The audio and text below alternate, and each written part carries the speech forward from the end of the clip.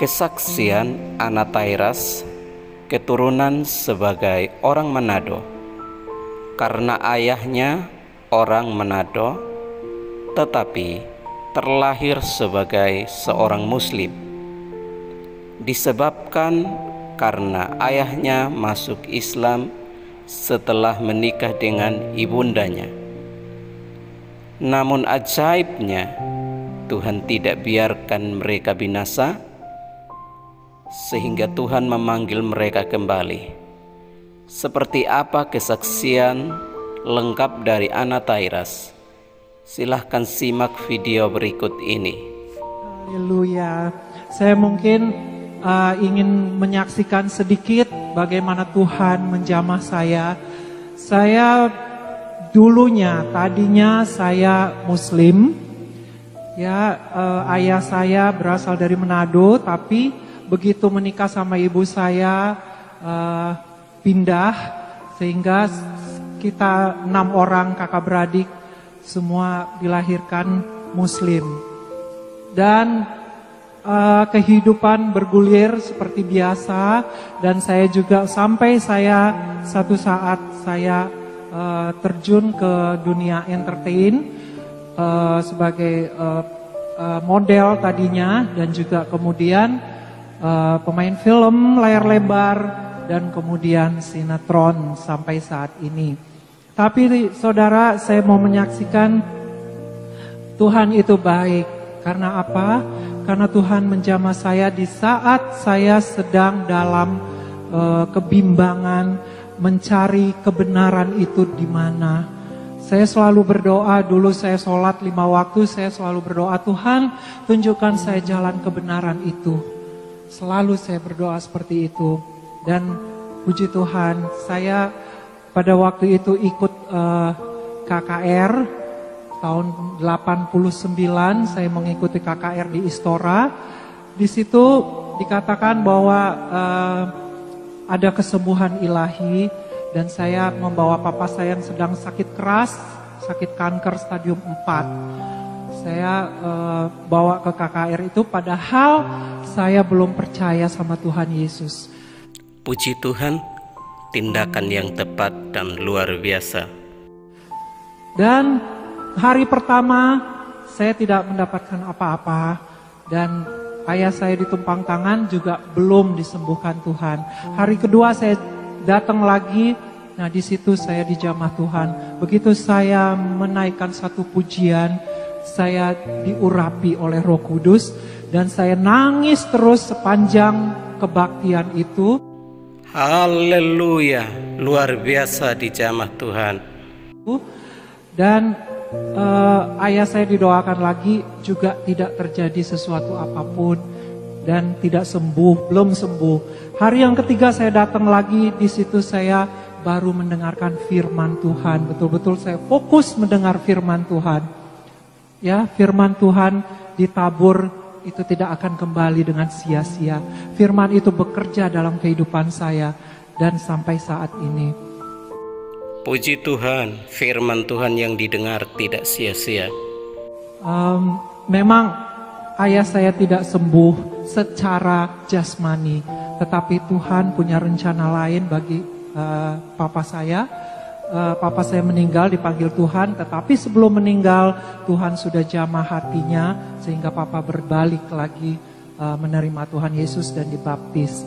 Ya, seperti anak yang hilang akhirnya kembali kepada Tuhan Yesus dan meninggal dalam Tuhan. Tuhan Yesus dahsyat. Dan bukan hanya di situ saja karya Tuhan dalam hidup saya. Saya terus bergumul, saya baca Alkitab, saya nggak tahu, saya nggak ada yang nginjilin.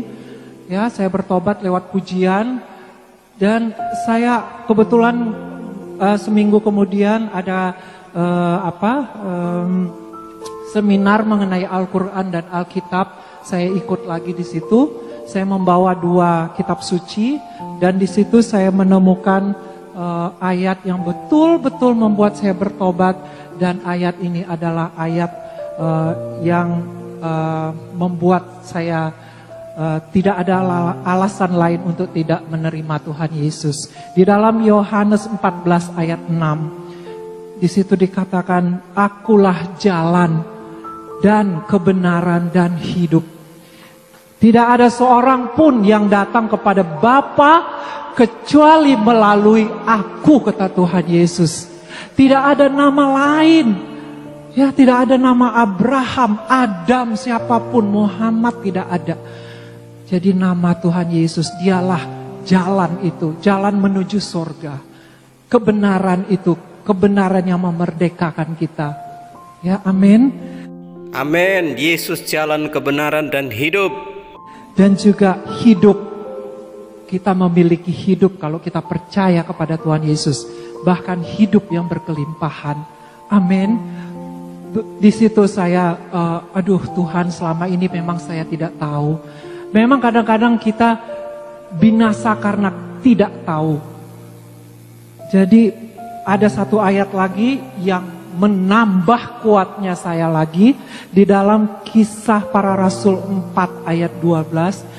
Di situ dikatakan, dan keselamatan tidak ada di dalam siapapun juga selain di dalam Dia, maksudnya Yesus Kristus, sebab di bawah kolong langit ini tidak ada nama lain yang diberikan kepada manusia yang olehnya kita diselamatkan. Oh haleluya. Haleluya, kita berikan tepuk tangan untuk kemuliaan nama Tuhan. Ya, tidak ada nama lain di bawah kolong langit ini. Luar biasa. Ya. Hanya nama Yesus. Haleluya. Akhirnya saya rindu, saya dibaptis dan saya memanggil hamba Tuhan untuk saya mempelajari. Saya belum tahu itu membaca Alkitab dari mana, dari kitab Kejadian sampai Wahyu, dari mana dulu. Akhirnya saya baca dari awal sampai Wahyu. 3 kali saya baca. Saya panggil hamba Tuhan untuk privat, untuk pendalaman Alkitab. Dan sampai saat itu saja saudara, semakin saya mau dekat sama Tuhan, semakin banyak proses-proses yang harus saya jalanin. Proses yang memang tidak enak dan sulit pada waktu itu dirasakan. Ya. Memang ikut Yesus harus pikul salib, tapi Yesus pasti akan tolong. Saya dulu sebelum saya bertobat, saya masih hidup dalam dosa. Kayaknya hidup saya oke-oke aja gitu, lancar-lancar aja, nggak ada masalah. Jalan aja bergulir gitu. Tapi setelah saya mengenal kebenaran, menerima Tuhan Yesus, mengaku dengan mulut bahwa Yesus Kristus adalah Tuhan, saya diproses masuk dapur ujian. Dalam proses-proses yang betul-betul saya belum pernah mengalami sebelumnya. Saya diproses sampai saya habis dicuci oleh Tuhan. Bersih maksudnya apa? Saya dibikin nol. Nol itu maksudnya apa? Tidak punya apa-apa saudara. Yang dulu saya dapatkan pada waktu saya belum bertobat, Tuhan kikis habis. Saya nol bahkan minus sampai saya menjual-jual barang untuk makan. Tapi puji Tuhan, Tuhan itu baik. Tuhan kembalikan, gak begitu lama Tuhan kembalikan berlipat kali ganda. Oh luar biasa, thanks God. Oh haleluya, dahsyat dan ajaib Tuhan kita. Ya, terima kasih Tuhan Yesus, dan Tuhan mau setiap kita tidak beroleh kebinasaan, tetapi beroleh keselamatan. Dan Dia tidak mau melihat kita binasa. Dan begitu besar kasih Allah akan dunia ini, sehingga kita anak-anaknya diberikan keselamatan itu. Dia mati, menderita, bahkan mati di kayu salib. Hanya untuk siapa? Untuk kita semua. Amin. Amin. Begitu besar pengorbanan Tuhan Yesus.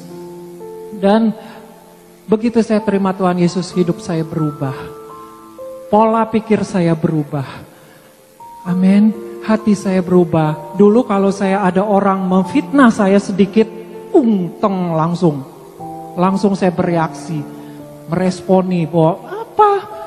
Kayaknya mau ajak berantem. Tapi sekarang Tuhan ubahkan sehingga saya memiliki hati seorang hamba yang tulus melayani Tuhan. Dan saya menanggalkan semua yang ada dulu, kesombongan, iri hati, dengki, dan semua saya tanggalkan dalam nama Yesus. Orang yang hidup di dalam Yesus pasti berubah. Dan saya sekarang mempunyai hati yang baru, hidup yang baru, yang lama sudah berlalu, yang sesungguhnya yang baru sudah datang. Amin. Luar biasa kasih Tuhan. Semua ini karena anugerah Tuhan. Kita dipanggil oleh Tuhan Yesus bukan karena kita hebat, tetapi Tuhan pilih kita untuk satu tugas yang mulia, untuk melayani Dia. Amin. Amin. Haleluya. Jadi saya tidak mampu. Saya paling nggak suka orang bilang sekarang, wah artis bertobat karena udah nggak laku di ini nggak laku dipakai sinetron, udah nggak laku dipakai nyanyi. Jadi dia pelayanan sekarang. Aduh Tuhan, sangat berdosa sekali menghakimi sesama. Padahal kita ini bukan kemauan kita, tetapi Tuhan yang memberikan, Tuhan yang memilih kita untuk kita menerima keselamatan itu adalah anugerah yang begitu besar. Amin. Amin. Jadi kalau saya dibilang saya bertobat karena tidak laku lagi, aduh, mungkin di sini juga ada Bapak Pendeta Adek Manuhutu, ya Pak Adek ya. Beliau juga bertobat bukan karena tidak laku lagi nyanyi. Amin. Amin. Haleluya. Karena memang panggilan Tuhan. Tuhan sudah menempatkan setiap kita di mana mau ditaruh. Dan puji Tuhan, saya bersyukur Tuhan juga tempatkan saya pada komunitas anak-anak Tuhan, hamba-hamba Tuhan yang senantiasa mendukung saya. Di saat saya mau jatuh lagi, saya lemah, ada yang menguatkan. Tangan Tuhan yang menuntun saya dan memakai orang-orang yang komunitas di sekeliling kita. Amin. Saya juga sekarang ini terlibat dan tergabung dalam panitia Paskah. Saya dipercayakan juga saya pengurus Hagai Himpunan Gereja Indonesia. Saya juga pengurus juga di Yayasan Makin Mata Air Kasih Indonesia, dan saya juga tergabung juga dalam satu ministry 247 Global Ministry. Amin. Semuanya itu karena anugerah Tuhan. Bukan karena saya mau mempromosikan diri saya, enggak. Siapa yang mempromosikan diri kita? Tuhan. Tuhan Yesus yang mempromosikan diri kita, bukan kita sendiri. Kita manusia, kita hanya mengikut apa kehendak Tuhan. Amin. Puji Tuhan, luar biasa. Ibu tidak hanya dipanggil oleh Tuhan, tetapi juga menjadi bagian dalam pekerjaan Tuhan. Dan puji Tuhan, yayasan kita ini bergerak sampai ke pelosok-pelosok desa. Memang kita baru start, baru mulai, tapi Tuhan sudah buka jalan. Ini loh tugas kamu, ini loh yang akan kamu kerjakan. Kita hanya ikut apa Tuhan mau. Amin. Oke, mungkin sampai di situ ya Tuhan akhirnya merubah saya 180 derajat. Dan seperti yang saudara lihat, mungkin kalau saya beberapa tahun yang lalu, kita tidak akan bertemu sini. Karena saya masih asik juga dengan keduniawian. Tapi puji Tuhan, segala sesuatu kalau kita mengandalkan Tuhan, segala perkara akan terjadi dalam kehidupan kita. Dan tidak ada yang mustahil bagi Tuhan Yesus Kristus. Amin. Amin. Segala kemuliaan hanya bagi Tuhan Yesus. Dan bagi kita yang percaya kepada Dia, mari kita semua berharap dan mengandalkan Tuhan dalam kehidupan ini. Persoalan selalu ada dalam kehidupan. Selagi kita masih ada di dunia ini, persoalan tetap ada. Tetapi Yesus yang kita sembah tidak akan pernah tinggalkan kita. Puji nama Tuhan, kesaksian yang luar biasa dari Ibu Ana Tairas yang sekarang bukan saja menerima Yesus sebagai Tuhan dan Juru Selamat, tetapi juga terlibat dalam berbagai pelayanan pekerjaan Tuhan untuk keselamatan banyak jiwa. Dan kita percaya bahwa satu jiwa bertobat, sorga bersuka cita.